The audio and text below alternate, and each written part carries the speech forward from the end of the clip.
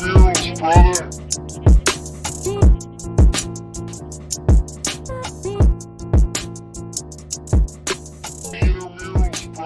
This is the Run Pod Option. I'm Marty. I'm Kyle. And I'm Jeff. And you can follow us on Twitter at RunPodOption or email us runpodoption@gmail.com. This podcast is brought to you by the Fifth Quarter Network, fifthquarter.net. You can get the access to the forums, to Discord that we're actually recording in right now. And there's actually some really good articles on there too. So we've been away for a month. The last thing we talked about, had a big old coach conversation, all the new coaches. And then the Michigan State and Colorado stuff happened, so we won't really touch on that. We'll meet back up on that when we get to previews maybe later on this offseason. Gentlemen, how's your month been? Can't complain. House is almost done, so that's fun. How's the new studio coming along? They got the granite for the new studio poured. Yeah, we skipped out on granite in our kitchen and just put it into that third bedroom. Yeah, just it's solely for recording. The floors, the walls, everything is granite. It's all granite room. Sound dampening, yeah. The window fixtures, when I try to lift it, it's real fucking heavy. Yeah, but you can cut carrots on your walls, which is super useful. Yes. Jeff, how have you been?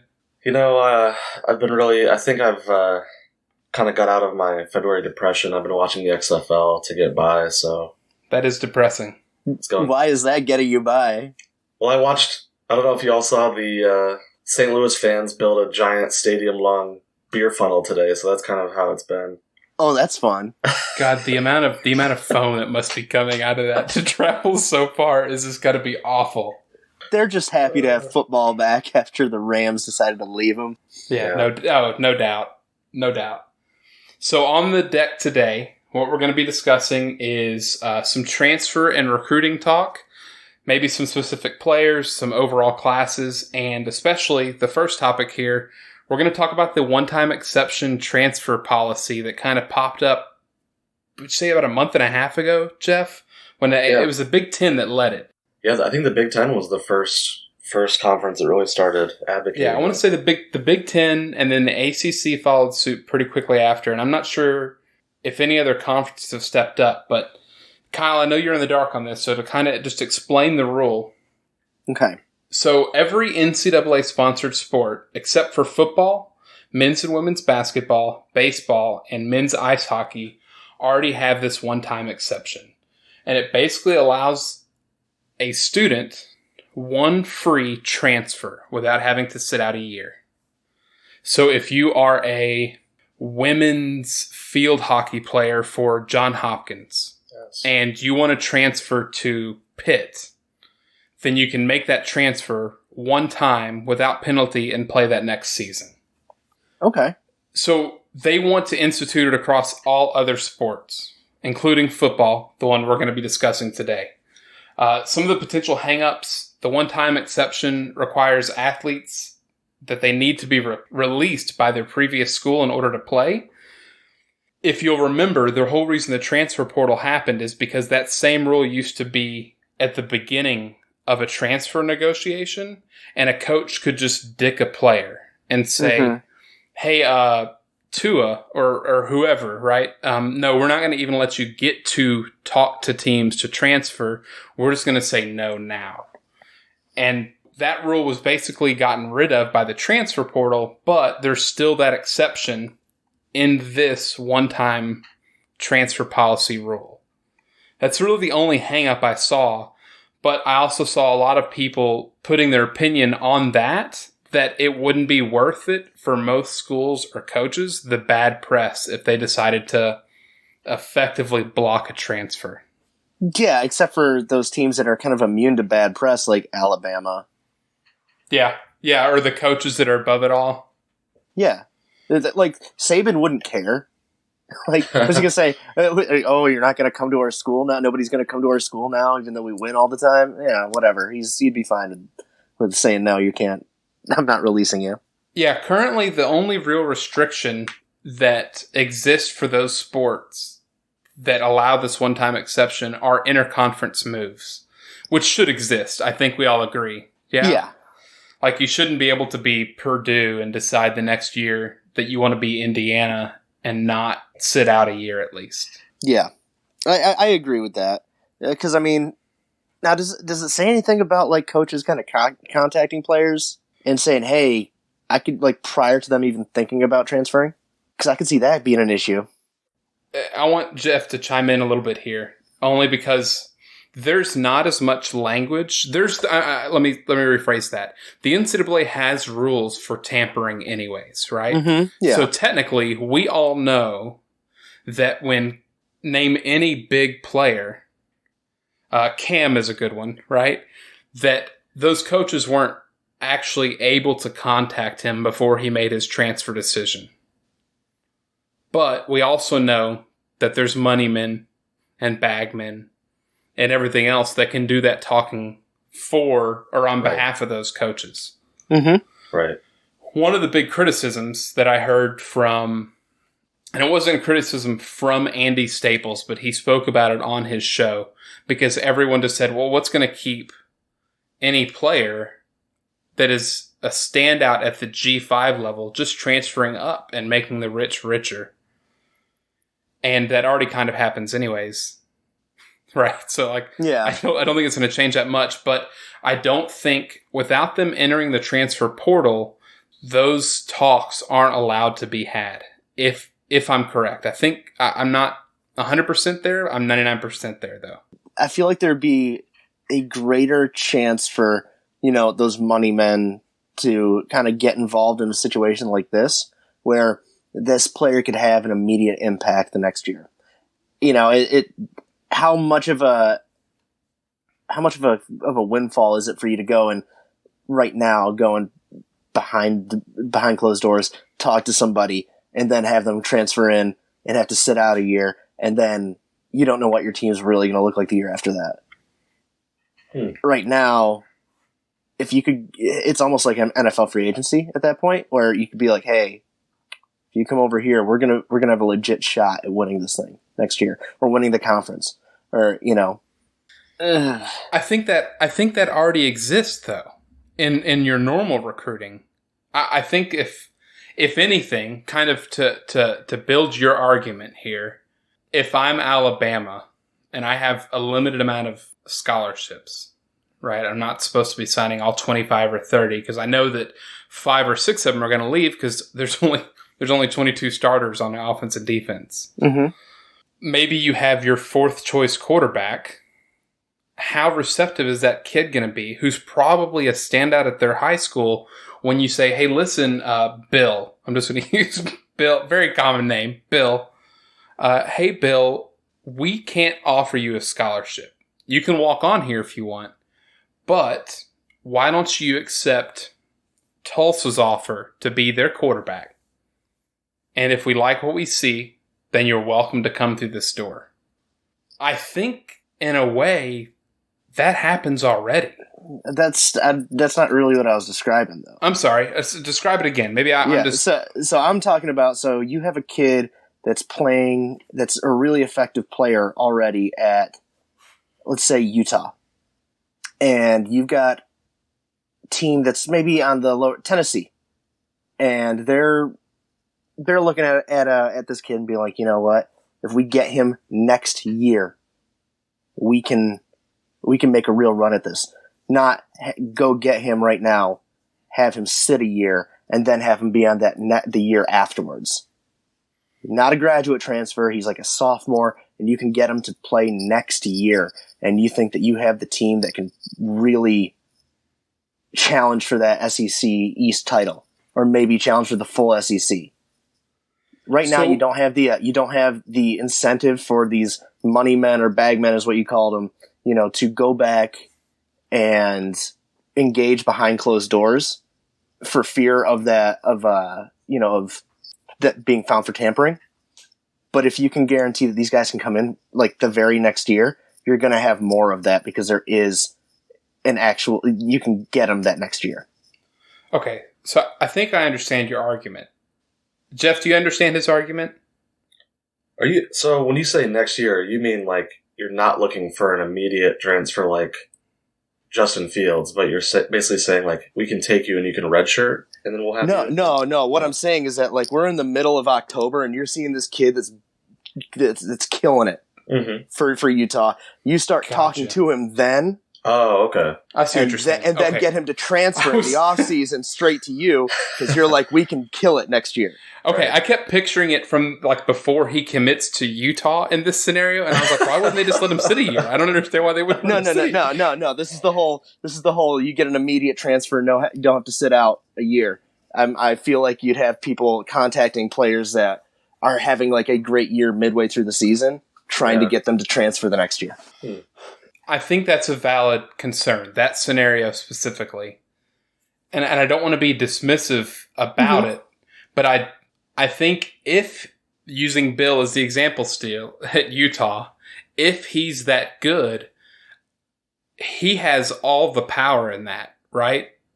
Oh, you're still discussing whether or not they can tamper, though, right? We just don't want them to tamper. I just feel like this is going to get, like, right now. I feel there is. It's opening a door that otherwise might not be there. It gives them extra incentive to tamper at this point. Okay, I think my only counter argument. Go ahead, Jeff. No, go ahead, Ed. My only counter argument is I think that the NCAA still has teeth, so I think it will prevent a lot of programs from doing that.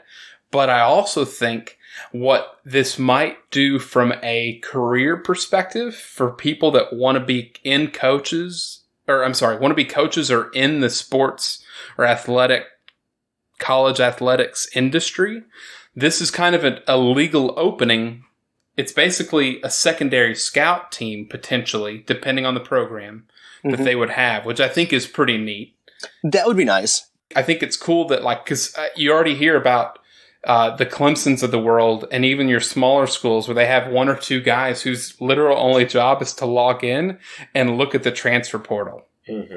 And all they do is watch the transfer portal, and then when they see a guy that they think can contribute, they can pass it on to the coach and say, hey, look, here's this receiver from Clemson. We think he's in the transfer portal. Let's talk to him. He's ready to leave Clemson. Let's do it.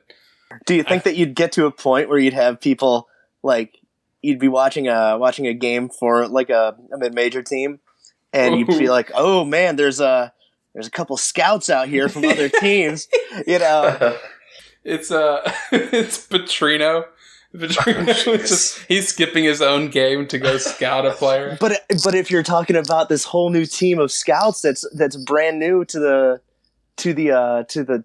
universities, maybe that's their job, is to go out and watch other games of people that they are interested in. No, yeah, I think that's a really I hadn't thought about that at all. Jeff, what do you think?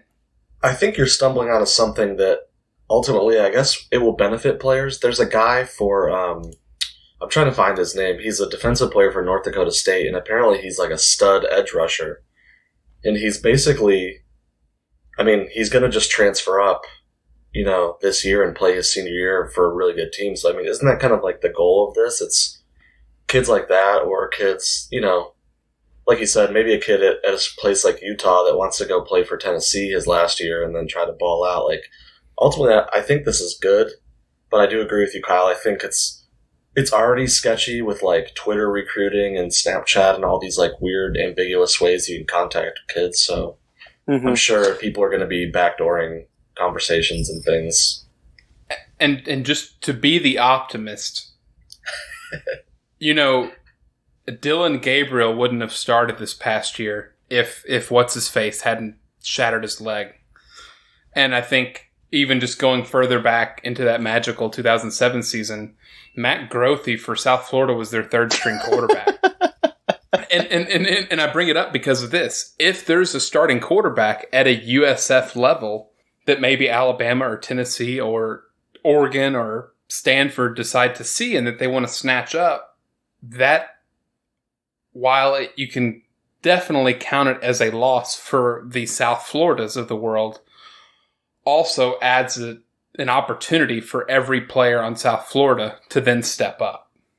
Hey, I am all for that part of it. I think that's great, and I don't advocate for the sitting out a year deal. I think it can be kind of stupid, especially when I mean, you're looking at it in college basketball right now with Syracuse. You've got a kid in Elijah Hughes who redshirted his sophomore year because he transferred in from East Carolina. He's a junior right now. He's going to have his degree by the end of the year. What is his incentive to stay around for his senior year?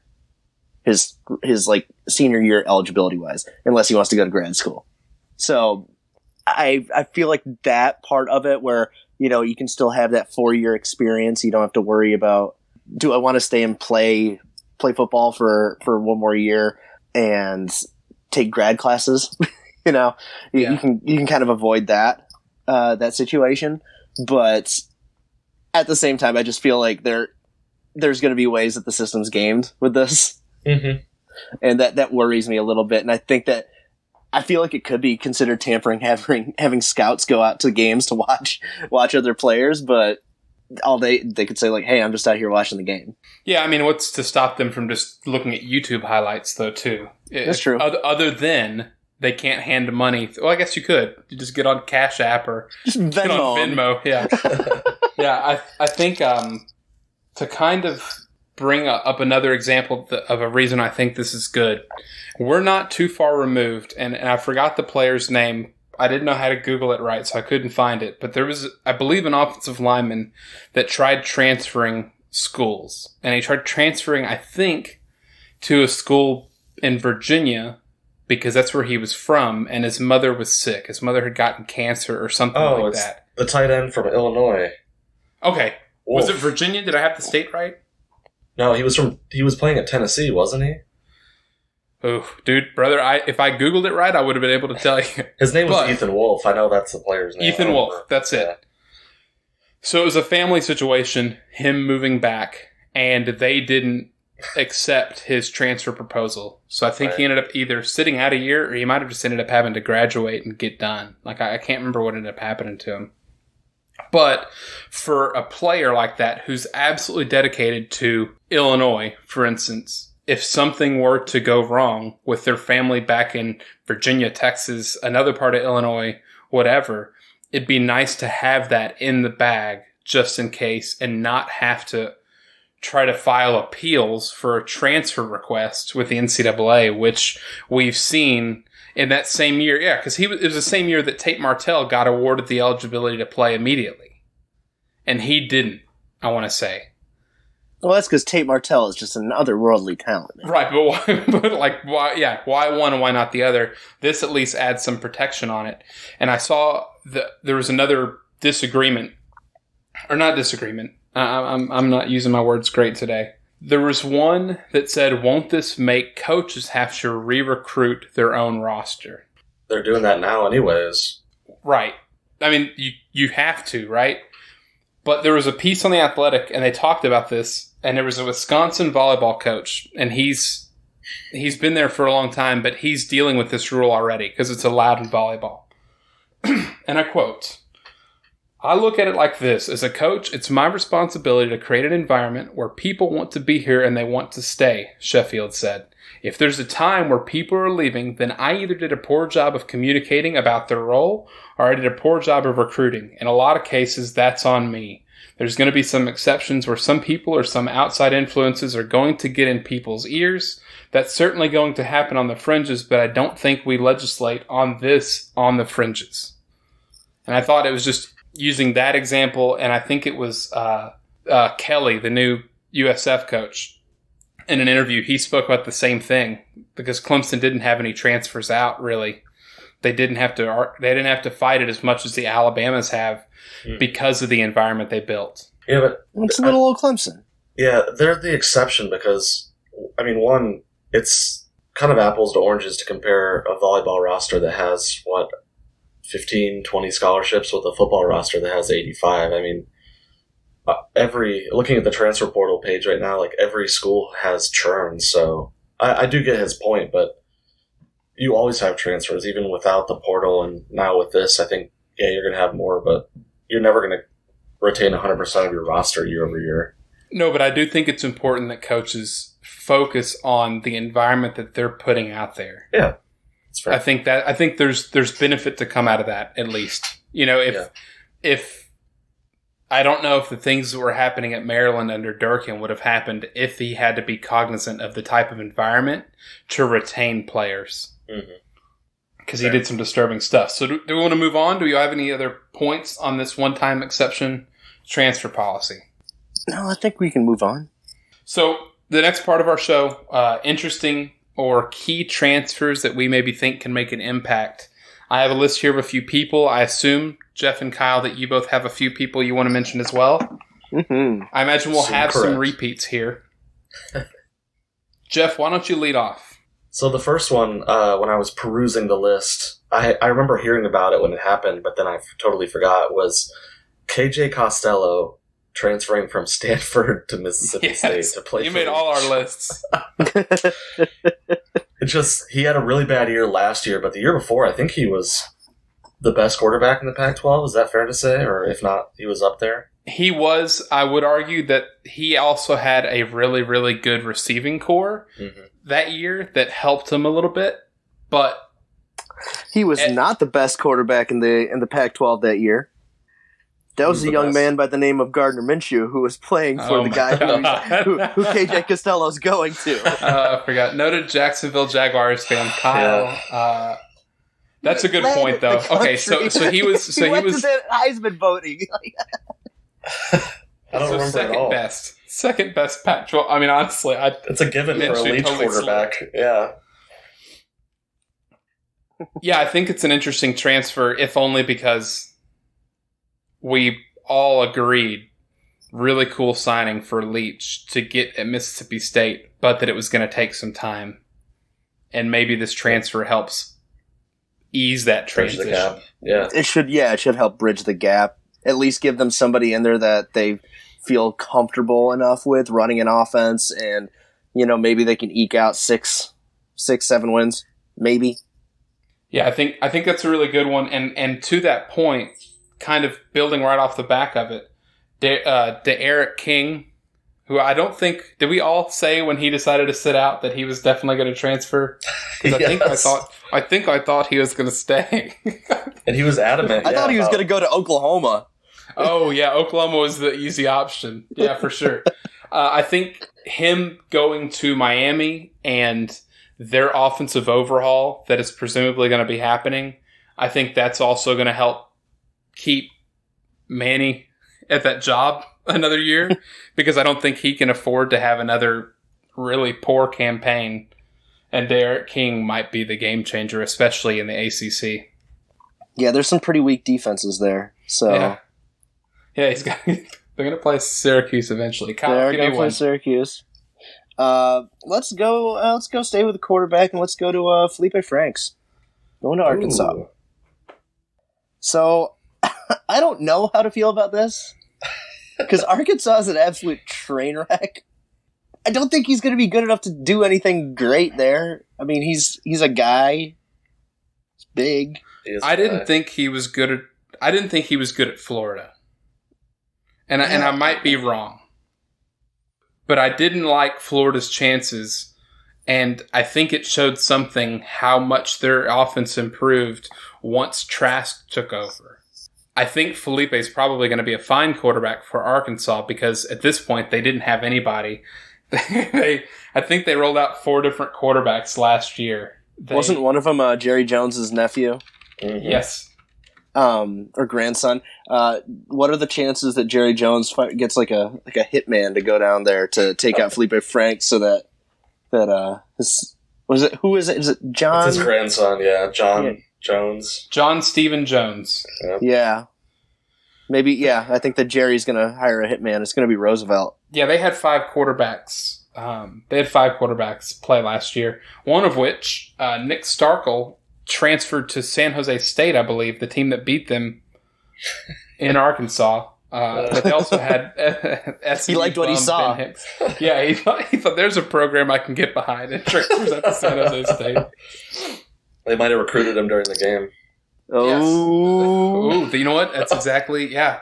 They were already there watching him, and they just said, "This is what we need." The fix is in. The fix is in. Yeah, I think he improves. I think he improves purely because of that offense, right? The Browns offense will probably be beneficial to him. Yeah. I think it's going to be good for Arkansas because at this point, I don't know who they have other than the aforementioned John Stephen Jones, and I think they want to give him another year before they start him. And I wouldn't be surprised if he signed elsewhere, to be honest. But I think he might have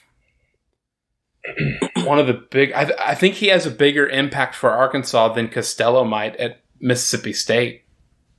Really? Only because Arkansas's floor, they're so far down. I think Mississippi State has more to work with.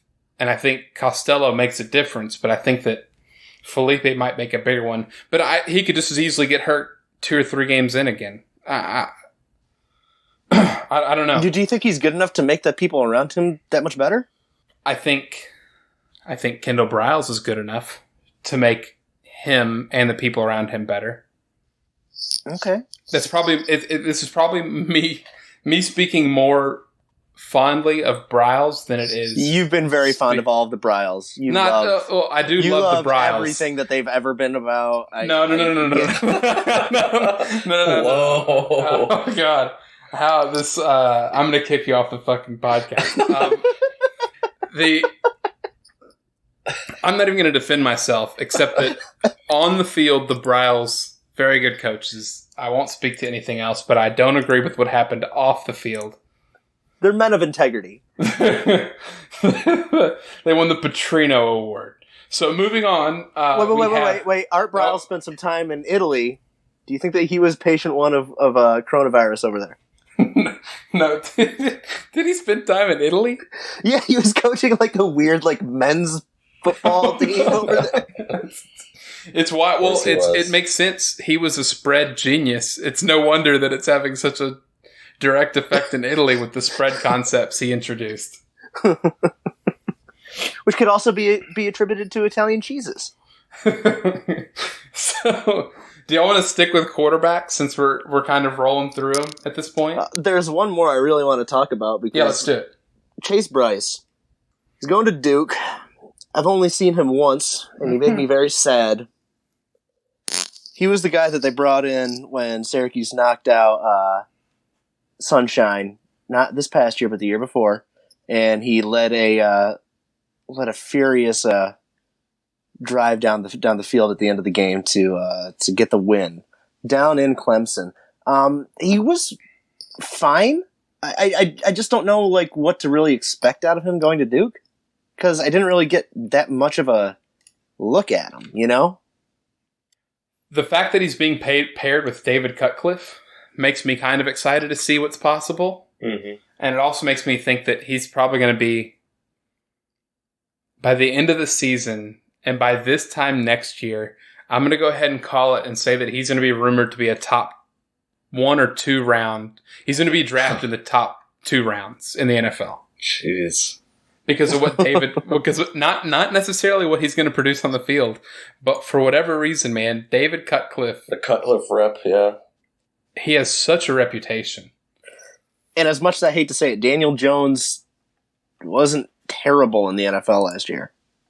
Yeah, he's not awful. Which made me really sad on the inside. I'm happy that he's going to get a chance to start somewhere. And it's kind of neat that it's at Duke. Maybe they'll get to a bowl game this year. But he did seem... I watched that same Syracuse game, and he did seem... The moment didn't seem too big for him. And it helps when you have Clemson's machine behind you and that talent. Well, it was also Travis Etienne decided that it was... that the second half was, oh yeah, I'm good. I'm really, really good. And I'm just going to completely carve up this defense. Yeah, he ran for 20 yards per carry in that fourth quarter, if I remember that. If that's the game I'm thinking. Yeah, it was really frustrating.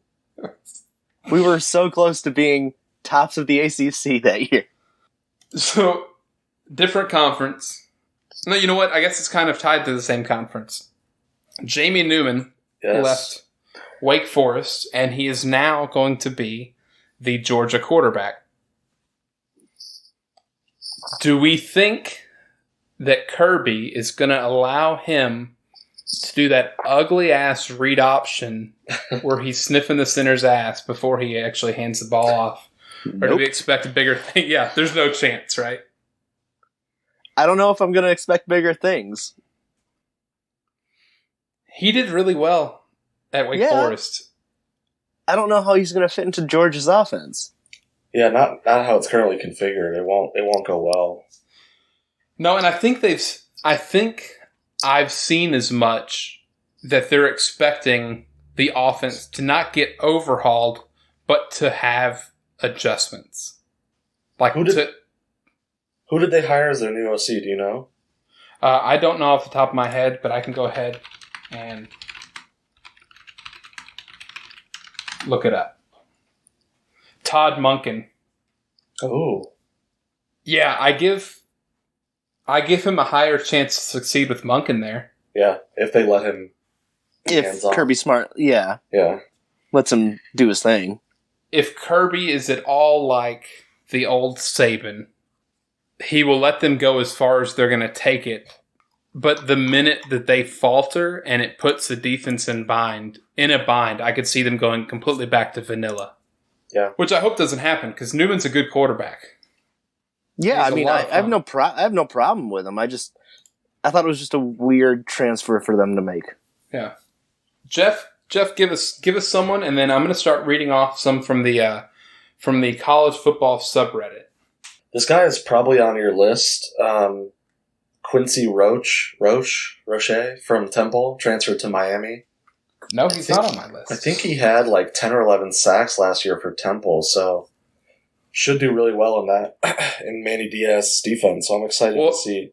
I guess in that 10 days that Manny Diaz was at Temple, maybe he got in his ear. He said, "Call me in a year." No, that's really interesting because Miami needed a little bit of help up front. Mm-hmm. And if that helps supplement it at all, that's really great. All right, so I'm going to go through a couple here. I still have some more on my list that I don't want to dive too deep into, but we have one from user YoBro Free Beer for Your Boy. It's a big name. I'm surprised the character limit didn't apply. Nebraska fan, and he suggested that literally any kicker that decides to transfer from Nebraska. There's another one on here. So I asked this question of the college football subreddit, and I got a lot of really good responses, but I noticed about half of them were from transfers that happened last year, but they're actually able to play this year. So we're still going to include them. But this is one of them. From user Nuclear Waffle, who is an Oregon fan. Devin Williams, a receiver from USC, transferred, and he sat out a year, and they think he's going to be a really massive target for Tyler Shough, Shough, S-H-O-U-G-H, Shough. It might be Shoe. Shoe is probably it. Yeah, it's Tyler Shough is such a boring ass name though. So Shough it is. I hope it's Shough. From user, this is the most Big Ten fucking answer. From user Hawkeye Niner, who's an Iowa fan. Coy Cronk, who transferred from Indiana, borderline NFL guy who's probably a guard in the NFL, but I hope he'll solidify the line with Wirf's departure. Offensive line schemes are so different, but Cronk could be the difference between competence and a really good group in the offensive line. So leave it to the Iowa fan to do a hat tip. How big and white is this guy?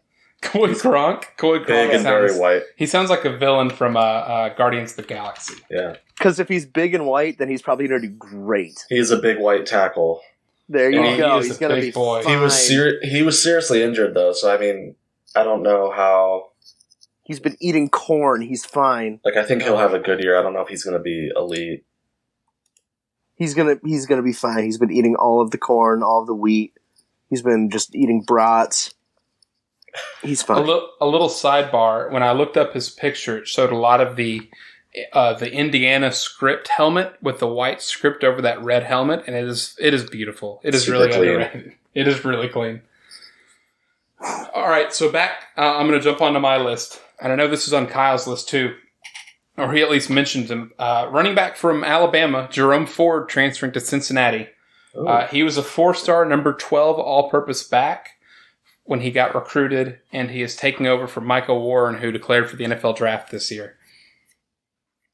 Any running back, it really could be. And Cincinnati, they love them a running back. And if Ford, I feel like any Alabama running back, if they transfer, they're going to do well, especially in a conference like the AAC, which half the teams have shown they cannot defend the run at all. Yeah, he might have a field day next year. Yeah, and at the front of that line is SMU to just let anybody run through. Despite what What's-His-Face said, the fucking analyst. Who was it that I got in the fight with? Oh, man, I can't remember who it was. I can't either. He's a former defensive back, though. Like a long time ago, I think. All right, not gonna sweat it. He's an ESPN analyst, though, but he added me on Twitter, so... You showed him. I won that. Yeah. Oh, did you? You did? Yeah. Okay, good. Yeah. Yeah. History will show me is the one correct in this situation, which was that SMU's running defense was not capable, even though he insisted that they were capable. You just kept on sending him the stonks get a meme over and over again. Yeah. He's insisting SMU's rushing defense is good as Tulsa is gashing us for 30 yards a run, just over and over and over. Because we had sacked the South Florida quarterback like 9 times the week before, so it made our numbers look totally spectacular when they really weren't. Before I jump back into Reddit, do you have anybody else? I do have one, and I don't know if it's on your list. Do it. Just do it. So it's a guy that you and I had talked about as our 2 schools were going to fight over him. But he's on my list. Yeah. Michael Williams, defensive tackle transfer from Stanford. So Stanford had like 30 guys transferred, but it's because none of their seniors can get into their grad programs. So I think he'll be good. Why? Yeah, I was reading a little bit about it. But he'll be a good player. He's a 4-star out of high school I think he's from around Dallas, maybe. Yeah, he's I'll tell you exactly where he's from. He's going to be a great pickup for SMU to try to shore up that run defense. Yeah, he's from Fort Worth, which so explains it. Yep. Yeah, he's from. He went to All Saints Episcopal, which is a pretty good program. But yeah, I wasn't expecting to beat Michigan out on a transfer, but I'll certainly take it, especially the aforementioned rush defense needing help. Michael, it is a shame that he's got a name like Michael Williams because I feel like that's easily forgettable, but I will certainly take it. Kind of in a similar vein and under the radar, there's an offensive guard named Ryan Johnson, also a boring name, and an offensive tackle from Vanderbilt named Devin Cochran. Both of them transferred to Georgia Tech, which I thought was pretty interesting.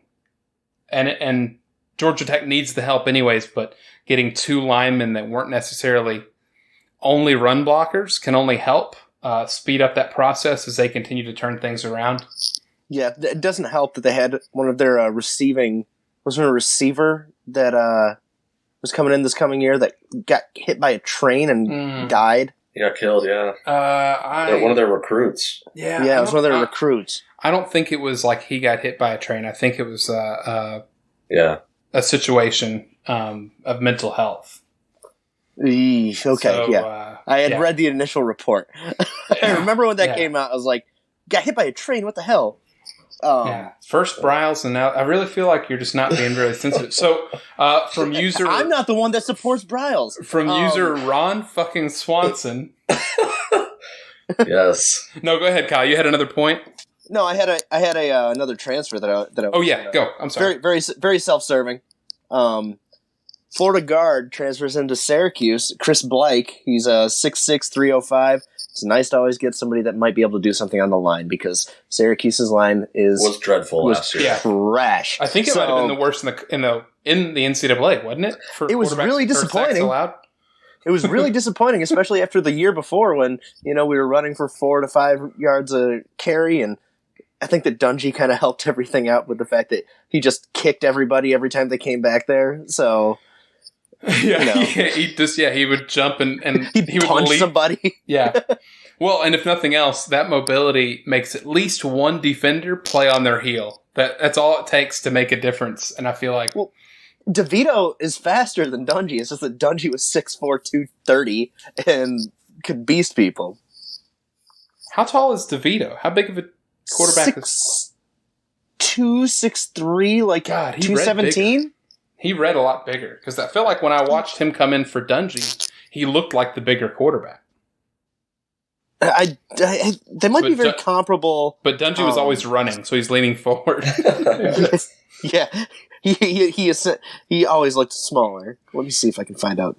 You continue to go. Okay, yeah. So we have a few more I'm going to burn through here from the submission from the college football subreddit, and then we'll get into recruiting talk. Okay. DeVito 6'2", 212. Nice. What a good sized man. So from user Ron fucking Swanson, who is an Ole Miss fan. Tight end Chase Rogers, transferring from Louisiana. He was a record-setting high school tight end, but ended up going to a small school because he waited for a bigger offer for too long.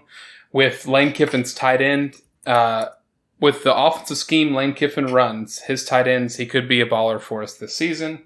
So Chase Rogers, we got to have more original names. And I say that as soon as I say it, I think of like the 50 kids with Brace as their name, but it's like a YCCSE. Just real. Don't worry. When we get into the Syracuse recruiting class, you're going to have some wonderful names. So I'm going to save the South Carolina submission for last because I think it's the funniest. But we have user Voluptuous Velvetfish, who is who's an Iowa State fan. JUCO defensive tackle Latrell Bankston hasn't been getting much attention, but with his transfer on top of Jaquan Bailey's return from injury, could make our defensive line dominant this year. From user Sir Shrek the Dank, Missouri fan, Sean Robinson, transferred from TCU. He's a quarterback, sat out 2019-20 season. He could be the starting quarterback this year. Any hopes of Mizzou being bowl eligible will very likely depend on him. Oh, I thought the question was just any hopes of Missouri being bowl eligible. I was going to say no. Nothing. Just no. So that's fine. And finally, we have two South Carolina fans that happen to say the same person, so I had to include it. User JThomas694 and nice. user Waist Deep in Women. That is a South Carolina fan. That is definitely. Please tell me they spelled waste W-A-S-T-E. That's actually really funny. Waist Deep in Women and Jay Thomas, thank you. Adam Prentice, a fullback from Colorado State, should play a big role for South Carolina this year. He'll probably line up as a tight end, fullback, and even a halfback in some sort of short yardage situations. I don't know how many statistics he'll record, but having a 6-year guy who really knows the new offense in so many different spots in the field will definitely help Polinsky and our other young running backs a lot too. And I actually like this a lot too because, as he mentioned, the same offense he's been working with Bobo at Colorado State, who's now the offensive coordinator. And I know the Colorado State quarterback transferred to South Carolina as well. Mm-hmm. And he may be able to start immediately. And I forget his name, but it was like Colin Hall or Colin Hill. I'm going to start over Polinsky? Maybe if Polinsky's better, but it was an ACL or wasn't it an ACL tear that he was like playing on? Yeah. Colin Hill was the quarterback. Well, either way, even if Colin Hill doesn't play, having a year to teach Polinsky can only help too. But I imagine Colin Hill will probably edge him out, and then Polinsky would take over mid-year if he's not doing his job. Well, I hope that this fullback just, fulfills all of their Fiumetta dreams for them. All right, so we're going to go to recruiting talk. I have a quiz for you guys, and then we're going to just talk about some of the placements for some of these teams. Do you guys want to do the quiz first? Actually, you know what? We have to do the quiz first because they have the rankings for some of these teams, so I don't want to waste it. So this is only going to be for the G5. Okay, so I took the best recruiting class for the American, Conference USA, MAC, Mountain West, and the Sun Belt. And I'm going to allow you guys to guess who had the best class and who had the worst class in each respective conference. Okay? Oh, boy. Okay. And I'm just going to give you the answers at the end of each conference. So it's not like this is a rolling tally or anything like that. Okay. So the Sun Belt. Which team in the Sun Belt had the best recruiting class, which ranked 79th, and the worst recruiting class, which ranked 121st?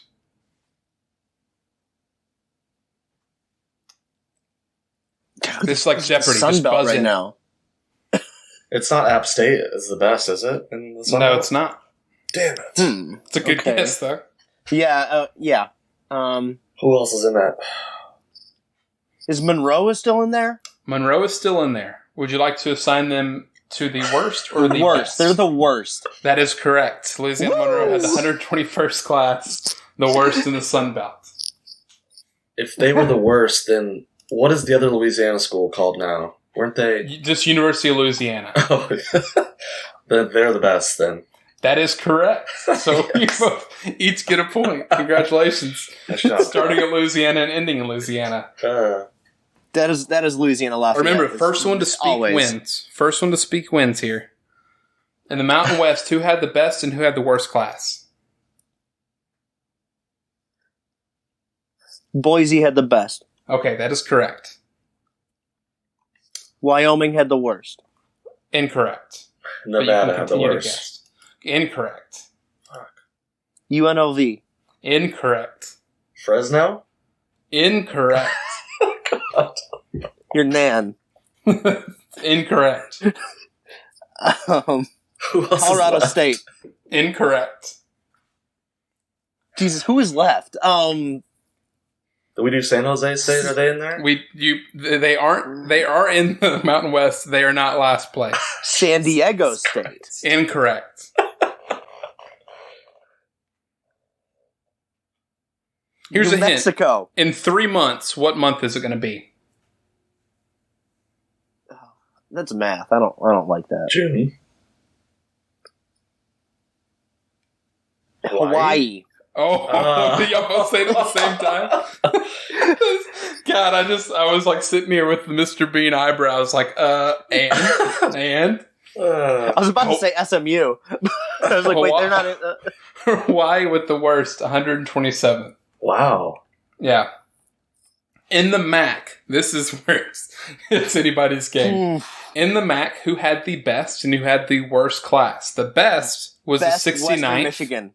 Incorrect. The best was 69th. The worst was Nice. 130th. Best Buffalo? Incorrect. Toledo? Correct. They had the best. Huh. Worst Ball State. Incorrect. Northern Illinois. Incorrect. It has been mentioned already. Buffalo. Buffalo had the 130th ranked class with only 9 signings. This Didn't they year. go to a Nobody bowl game? wants to go there. Say it again, Jeff. Cold. Didn't they go to a bowl game this year? Yeah. Yeah, we Yes. did. In the Bahamas. It had to have been a situation where they have taken in so many, they must not have had many scholarships available. Oh, you said they had 9 commits? Yeah, only 9. So that had to have Okay, been the yeah. situation. That makes sense. They're all local kids. They're like Yeah. preferred walk-ons. We had fun with the Sun Belt. It's time for Conference USA. So rack your brain on who's in Conference USA. In Conference USA, who had the best and who had the worst class? The best was 68th ranked. The worst was 131st ranked. Best North Texas. Correct. Boom. Is it where's that? UTSA? Is that the worst? Incorrect. Damn it. Correct state, though. UT Arlington. They don't even, I don't think they have a football program. If Don't you worry see about UT it. Arlington might have a D3 school. Texas State. Incorrect. Shoot, what is that school? Oh, it's so sad that everybody forgets this school. Blue and orange, UTEP. There it is. All right, Yes. UTEP it is. I think you guys are tied for points. Can we just say UT Arlington for the official? Yeah, UTEP is officially UT Arlington now. They're so close, too. They're 9 hours man. away, but they're it's all Texas. Kyle. In the American, who had the best and who had the worst class? Best had the 40th ranked. Worst had the 126th ranked. Best Memphis? Incorrect. And this may be a trick answer for either the best or the worst. So you got to Really put your What? thinking caps on. The worst is going to be Navy, right? Yes, correct. Yeah. That's the trick. Because of their recruiting, yeah. Because fucking service academies, yeah. Best. Best. This best, if Jeff gets this before you, Kyle, he wins. Houston. Oh, shit. Incorrect. SMU. Incorrect. Tulane? Incorrect. Cincinnati. Yes, correct. All right, it's a tie, guys. Everybody, round of applause. Round of applause. That was fun. All right. I wanted to do Power. I said UT Arlington. I can do Power 5. Do you want to keep this going and do the Power 5 instead? Or as well? Because I feel like with some of them, it's okay. Let's just do it. Listen, we're already the worst is going to be the ones that are going to be the hard ones. Yeah, we're at 52 minutes. So let's go SEC. Who had the best and who had the worst? Georgia was the best. Correct. Worst would it be Vanderbilt? Yeah. Correct. Damn. Correct. God. Oh boy. Damn. Oh, Jeff is hating this. After he smoked us and picked them all last year, and now. All right, in the Pac-12, who had the worst and who had the best? The best is Oregon. Yes. Ooh, correct, Jeff? Worst is Washington. Incorrect. God, can you imagine if Washington slipped that far that quick? It's not coaches left. Washington State? Incorrect. They're second to worst. Worst Stanford. Incorrect. Arizona. Correct. Correct. I'm just scatter shooting now. That's really what it feels like for all right. In the Big Ten, who had the best? Ohio State. Oh, Kyle, Oklahoma State is an automatic disqualification for that answer. But I turned it to Ohio State and said it at the same time as him. Oklahoma State. I'm going to give Ohio State to Jeff just to make things interesting. Who had the worst? Rutgers. Incorrect. Fuck. Maryland. Incorrect. Maryland had the sixth best. Northwestern. Indiana. Incorrect. What did you say, Jeff? Northwestern. Incorrect. Illinois. Correct. Yes. Ooh. We just named like half the Big Ten. Yeah, just keep going. Yeah. Do you want to take a shot at Penn State, Nebraska, Purdue? In the Big 12, who had the best and who had the worst? Oklahoma had the best. Incorrect. Texas had the best. Correct. Kansas had the worst. Correct. Yes. All right, I think for those keeping score at home, I hope you have a better grasp of it. Because I grasp. Even a grasp. We got a grasp. Okay. We're all going to know who is number one on the ACC, right? Y'all each get a guess. Go ahead. Clemson. Clemens. Yeah. So Clemens, obviously Clemson. The worst. This is for all the marbles here because we're tied. Who had the worst recruiting class in the ACC? Boston College. Both incorrect. Damn. Wake Forest. Incorrect. Syracuse. Incorrect. Wrong. You're going up the list right now. Like in that order. 13 was Boston College, 12 was Duke, 11 was Wake Forest, 10 was Syracuse. Georgia Tech. Incorrect. Georgia Tech had the fourth best. It's not Virginia Tech, is it? It is Virginia Tech. What? Whoa. Virginia Tech had the 14th ranked. Yeah, the 14th ranked. Let's see where that puts them for the whole thing. I think it still is. It's got to be in the 60s or 70s. Yeah, that's what I'm... Man, no wonder people wanted to fire Fuente. That's terrible. Yeah, it's awful. Because Syracuse is in the 50s. 72nd, wedged in between Central Florida and Florida Atlantic. And right below that, Florida International. There's so much Florida. East Carolina were 2 spots ahead of them. Oh. Who's 69th? Boy, howdy. Toledo. Nice. 69th would be the Rockets. You're right. All right. So let's continue with the recruiting talk. So I'm going to list off the top 10 here from 1 to 10.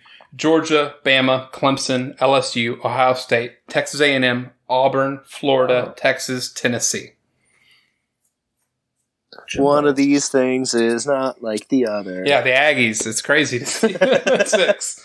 I was going to say Tennessee at 10. No, it is. They continually do that. They continually do that, though. We've seen this play. They just need that quarterback from Boston. What school was your hypothetical? Oh, Bill. Utah. Coming from Utah. Yeah. The Utah Bill. Yeah. Johnny Utah. Yeah. Ooh. Yeah, so do we see anything changing with football over the next couple of years? Your top 4 is Georgia, Bama, Clemson, LSU. Bye. You know what? Honestly, it surprised me that LSU. I guess it didn't. That it surprised me that they overcame Ohio State. That's the only thing that's surprising to me in that top 10. A&M makes sense. They've been recruiting their ass off. Yeah. Tennessee and it will really be has off been or too. not. Yeah, I mean it's going to be. They're likely going to have a higher recruiting class ranking than their top 25 ranking at the end of the year. No, recruiting crap was the right thing to say. What was their ranking? They'll probably match their win total. What, 6 or 7 wins? 6, yeah. So maybe oh god, man. There are a lot of Aggies that listen to this show, and I'm on your side, guys. Listen, we. No, you're not. Listen. You can count your recruiting position on your first 2 hands, so you're good. You're excellent. You guys can't trust anybody that supports Art Briles like he does. Oh my god! So I'm going to list off a few surprises for me. Some good surprises in terms of recruiting class rankings. And if either of you want to pull these lists up, you can. We use 24/7. I think all 3 of us use 24/7, didn't we?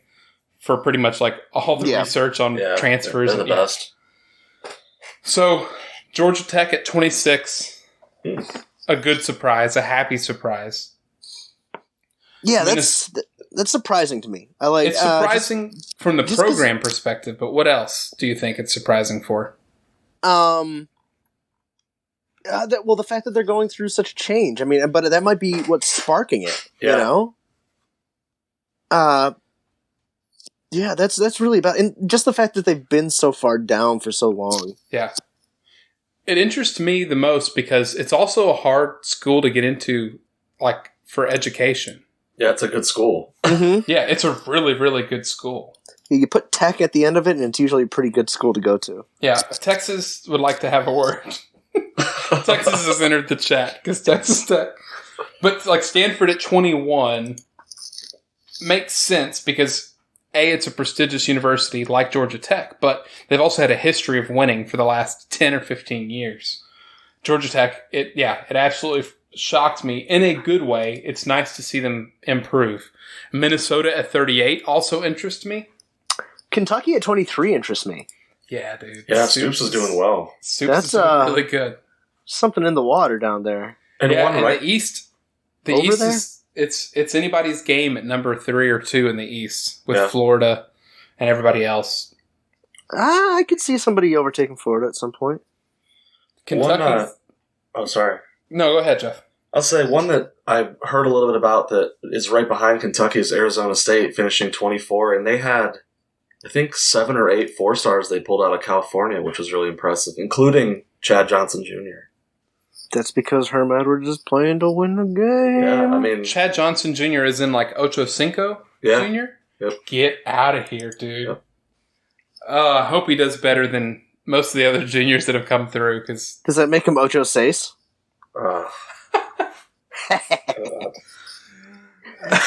You love to see it, guys. You love to see it. That'll do it for us, guys. Have a great week. UNC Charlotte, 88. Just having a top 100 recruiting class to me is pretty cool. Yeah. And I'm going to shift into the bad surprises. And we can speak more about it if you want. And we already kind of named some of these. So Buffalo at 130, we kind of discussed it, but it's still a former FCS and even Division III, I think, is where Wisconsin Whitewater was. Mm-hmm. But Leopold having a little bit of an issue. And then Wyoming at 114 was kind of disappointing too. But I try to look at the positives of things, and that's where the recruiting classes were probably ranking when they were at the North Dakota States of the world too. Mm-hmm. So they'll do fine. I just wish, I don't know, I'd like to see those guys that came from the bottom of football actually rise up and not just have to keep grinding out 2-star players at some point. I'm going to put in that same list Temple at 97. That really feels like a huge drop. Yeah. Because they feel like they're consistently a team that's right there on the edge of the top 25, maybe pushing a little bit further, You'd think that they'd start to get better quality. I mean, and it's not like the lack of players. They got 19 3-stars. Right. But they're in a good region, too. I mean, you're on the east coast of Pennsylvania. Like, yeah, you're close to the Northeast, but still close to, like, Virginia and all that. That's surprising. I'm going to look up just historically, but I think it also... I don't think Rod Carey is very good at recruiting. No, that was never his jam. And that's kind of a bummer. Let me look at Team Temple. I'm using collegefootballdata.com for anybody that's interested. It's really great for pulling this up. So can we also say that anybody that was lower than Connecticut is real shit? Where is Connecticut? Connecticut was 119, so that includes Hawaii, Nevada, Fresno, Ball State, Buffalo. Yeah, that's a bummer. It's not. It really is. I mean, UConn might lose their program. So I'm going to go with Temple about the time that they really started being consistently good. Okay, so I'm going to look at 2010 coming towards 2020 and list their overall recruiting class rankings. Okay. And you'll be able to identify the Matt Rule years pretty quickly. 95th, 83rd, 74th, 77, 69, 80, 59, nice. Then 119th, 83rd, 105th, and then 97th. So the last 4 years have been all over the place. Have been lower than have been lower than any of the 5 years previous to that, which I think might have encompassed Matt Rule. Let's see, Rule was 2013 to 16. Yeah, as soon as Rule left, they went to 119th. Like the power of Matt Rule. That's a tough one, but I mean, you'd still think that, like, especially with the fact that they've seemed to kind of maintain though. And they're still not. They're not creeping back up into that. I expect them to be in that like 50 to 75 range. Mm-hmm. Yeah, with how consistent they've been. Or 80. 80 being your ceiling. I think. Yeah, the ceiling is the roof. Thanks, Michael Jordan. I think by the end of this season. Well, by the end of next season, so the 2021 season, if Carey is still there, I'd expect them to have completely fallen off talent-wise, especially in the AAC with how competitive it is. I think that's the other difference. You know, the American wasn't around necessarily when Rule was doing his thing in 2013 and 2014. They're hanging out in, the Conference USA, or were they independent? They might have been. They were not independent. I believe they would have been. Probably Conference USA. MAC. Were they in the MAC? They were in the MAC before they were in the Athletic. Wow. Or the American, rather. And then the Big East before that. I don't know which came first, MAC or Big East. It was definitely... No, they were still in the Big East when that decided to die a slow death. No! Temple left. God, I don't remember. It was such a dark time. They were in the Big East as late as 2012. That was the Greg Robinson years. Were they in the Big East, guys? Illinois at 87. Especially now, after you brought up Arizona State, seeing another NFL counterpart smoking them recruiting-wise. Yeah. And I know Arizona State's probably a little easier to recruit to in terms of environment, but Illinois at 87's rough. What about Houston at 82? You think that's what they envisioned, bringing in Dana Holgorsen? No, that's not good. No, he never had just a fantastic class at West Virginia. I think his avenue for success there is going to be the transfer portal at Houston. It's going to have to be. Kind of like what SMU did. Was it this year that you guys had a lot of really good transfer players start, or was that last year? Well, let me take that back. So, let me look here. I'm just doing some... Don't mind me.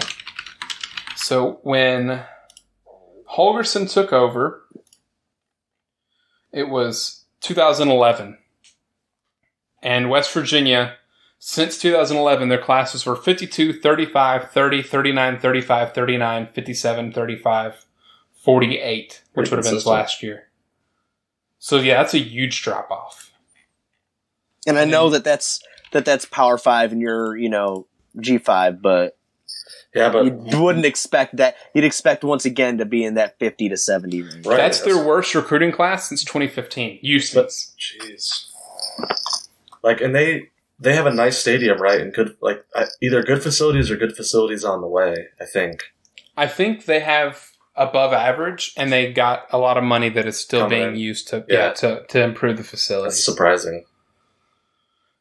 Yeah, they had a 36th ranked class in 2016, and then it was followed by 69, 73, 72, and then the aforementioned 82. But they kind of been all over the place. Just looking at it, since these recruit rankings have been followed since 2000, they've never been any higher than that 36, but they've also never been any lower than 89. So their home is just 35 to 90, any spot in between them. That's a huge range. That's a huge thing to say. Yeah. We're getting towards kind of like an hour and 10 minutes. Do you guys want to wrap this up with one more school? Sure. Yeah. USC at 55. Oh, I knew you were going to go there. They only had 13 commits. Jeff, whose fault is this? Whose fault? It's Urban Meyer's fault. He's still up in a cage. Urban Meyer's fault. He's still locked in a cage somewhere.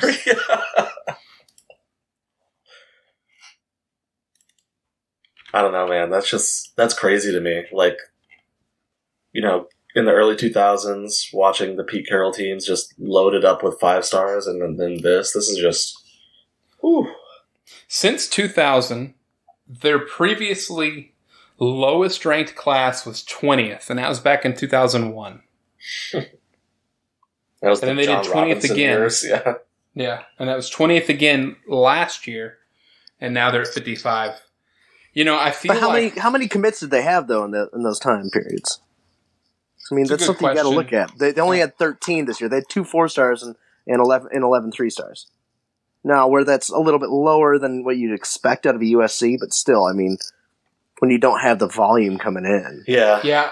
These recruiting, this list doesn't show the composite, like the average. So I just have 181.01 as the recruiting points.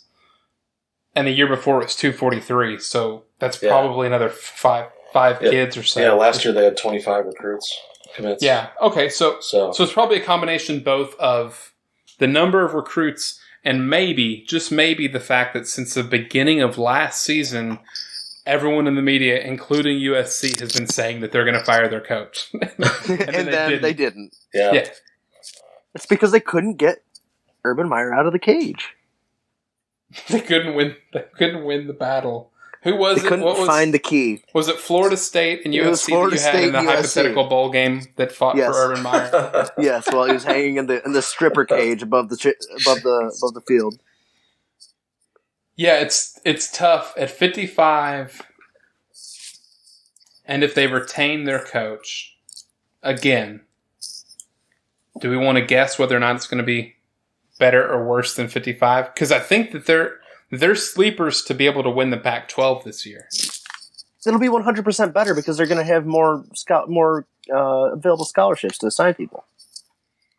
Maybe they need Bill from Utah. Maybe. So for this year, they have 1 5-star and 2 4-stars committed for the 2021 class. So they're already off to a better start than they were last year. So that's promising, but how many do you lose if you do get rid of the coach too? So 55, man, is tough. To be 10th in the Pac-12 is even more telling. But kind of nice is that UCLA is 32. This is going to be the last year. I think they're going to give Chip. I think I said before that they said they were in a 5-year plan with Chip. Yeah. And this will be year 3, if I'm not mistaken. They're bankrupt, though. Did you see that article that came out? in the No. offseason. Yeah, their athletic department is like really deep in the hole money wise. So I wonder if Chip's part of that. Should they cash in all of their chips? Well, so they don't have an option. It's going to have to be Chip then, because they won't be able to afford that buyout. Yeah, unless someone else wants to pay it, and I think no one would actually do that. No, I think the shine has worn off on him. Yeah, which is a shame. Sucks. He was so fun. Yeah, I think there's still, if nothing else, last year proved to us how volatile the Pac-12 is, and how poised Oregon looks to be to really grab a hold of it. And with your Oregon and Washington and your Utahs, UCLA firmly cemented as number 4 if USC continues this trend is a possibility. And if you're stuck with Chip for a long time, he's shown that he can build the long game for a program. So, yeah, it's really exciting, though, for the recruit class ranking. Certainly. And I think we should go into our specific teams. Real. Yeah, go ahead. Real go Snapchat. Let's do your Syracuse. Then we'll go. I'll do SMU, and then Jeff, you want to follow with Michigan? Yeah. So Syracuse had an okay recruiting class. Nothing wrong with 59th overall, especially where they were last year. I'll take it. I'll run with it. They did have some really, really fun names and some guys that I'm really excited about. So one of the guys I'm super excited about, he's a 6'5", 210 receiver out of Florida, Damian Alford. Goodness. He's the type of kid that does well at Syracuse. Jamal Custis, Steve Ishmael, Emba Adetawu when he came in. Those big receivers tend to do really, really well there, and he could be the next in that line. In the name game, we've got a running back named Marlo Wax. And I just kind of hope that he keeps it. He's like a third down guy, so he has to keep on coming off and coming on so they can say wax on, wax off. Wax on for the short yardage attempt. Wax off for the short yardage attempt. They got a hockey player. They got Kevin Lemieux. Yeah, Kevin Lemieux. Yeah, defensive end.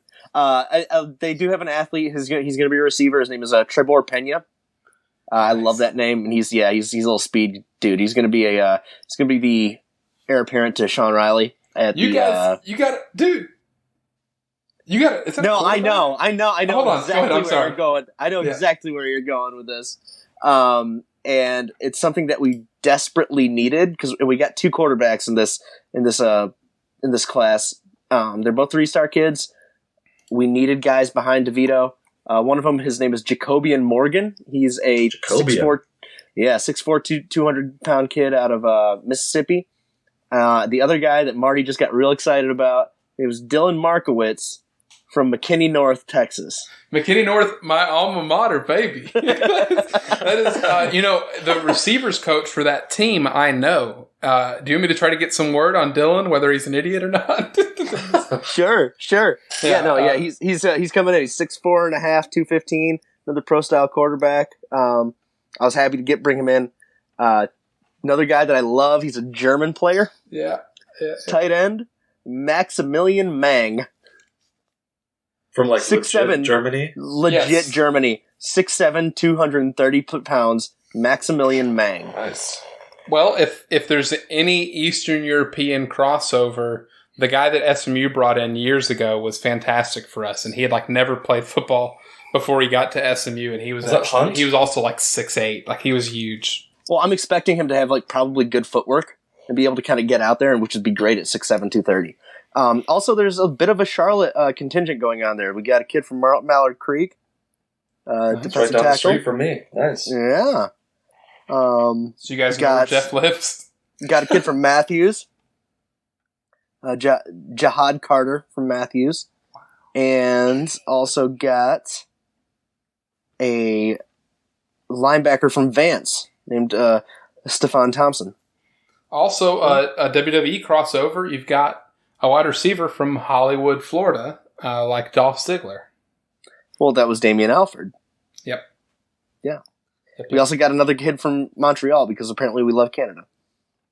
A safety named Ben Labrosse. Or Labrasse, maybe. So I'm going to keep it pretty short on SMU. So we had a pair of junior college guys that were teammates, Devere Livingston, who's a defensive end, and Dimitri Jordan, who's a guard. They're both really going to be able to step in, and I think Dimitri might be able to start immediately. Devere should at least be a rotation guy. But the guy that I got most excited about, because I'm an offensive fan, a la, the Bryles discussions earlier. Mm-hmm. We picked up a receiver that was a JUCO transfer that had already committed to TCU, and we convinced him to back out of that commitment. And his name is Danny Gray, and he is the third-ranked receiver to come out of the JUCO rankings this year. And he is, stupid fast, apparently. So excited to see him come in and potentially start with Reggie Robertson immediately. And they have Granson, the tight end that they've still got, that is a really fast tight end as well. So the offense is going to look really fun. They also got a safety from Oklahoma named Ty DeArmond. Pretty excited about him too. Any help helps on defense. Honestly, you could get a scarecrow and it'd help. Put him in center field. And that's pretty much all I got for SMU. Jeff, do you want to round this out with Michigan and send us home? If you did have a scarecrow out there playing safety, would you put the hat on top of the helmet? Oh, that's a good question. No, I think you have to have the hat under the helmet, but then his hair looks like Trevor Lawrence, coming out of the back with the straw. You never thought about deep safety logistics with a scarecrow. Yeah, it's tough to think of. Or your third safety on there for the nickel formation and him being a scarecrow. Exactly how you dress him. That's one we'll take throughout this offseason and work through as a team together, guys. Would he have a brain? Wizard of Oz told me that the scarecrow doesn't have a brain. Listen, SMU has excellent education, which is why I obviously did not go there, as you can tell by the way I'm talking right now. There's no way a scarecrow could cut it. Seriously, it'd have to be at least a cowardly lion. From what you said, that they're going to Texas Tech instead. Yeah, they're. Maybe UT Arlington. It's Texas State. No, UT Arlington's a good. They have good education too. But they might take them to boost up their program. It's their first signing is the scarecrow. Is scarecrow. Jeff, why should I be excited about William Mohan? William Mohan is a bad man. No, Michigan's class. One thing that I'm really excited about is some of the receivers they brought in. AJ Henning was the Gatorade Player of the Year in Illinois. He's only 5'10", 185 pounds. And then they also brought in a guy from Hawaii who's 6 foot, 170 pounds. So the emphasis on the receiving core is speed and lots of it. So I'm really excited for that. There's also two names that I just loved. A linebacker named Osmond Savage. When you have a linebacker last name Savage, I just think it's a great fit. And then they got a defensive end commit from New Jersey. And being a big Stained fan, I can't wait to call out Aaron Lewis's name every. I'm really excited for him. So they run out of the tunnel with just dun. What position does he play again? He's a defensive end, strong side defensive end. Okay, so whenever he gets a sack, if it's been a couple of games, are you going to start yelling, "It's been a while"? He's just every celebration after a sack is going to be him shoveling mud. It's gonna. Underrated name is Reese Atterbury for the center that you guys brought in. Yeah. Kalel Mullings sounds like a fake name.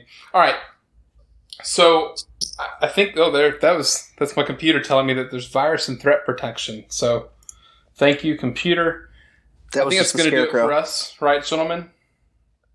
That was our Bryles trying to get into your computer. Oh no, God, that is. If you listened all this way and you enjoy the show, please take a second to subscribe, iTunes. Write a review if you'd like. Throw us a rating. It's all really helpful. Yeah. Otherwise, maybe reconsider your life decisions. No. And if you just want to like it, and you just want to subscribe to us, that's cool too. We really appreciate it. And if you want to tell a friend, that also is great. I'm going to say goodbye. Kyle and Jeff are going to say goodbye, and you'll hear from us soon. Bye-bye. Everybody have a great week. Hi, my name is Joshua Tracy. And I am Corwin Heller. And we are the hosts of a statistics and sports podcast called Juicing the Numbers. We cover the NFL, college football, MLB, and the NHL with anything that we like to talk about in between. If you like sports and the numbers behind it, come check out our show, Juicing the Numbers, on iTunes, Spotify, Stitcher, wherever you find podcasts. Hit us up on Twitter at JuicingPod.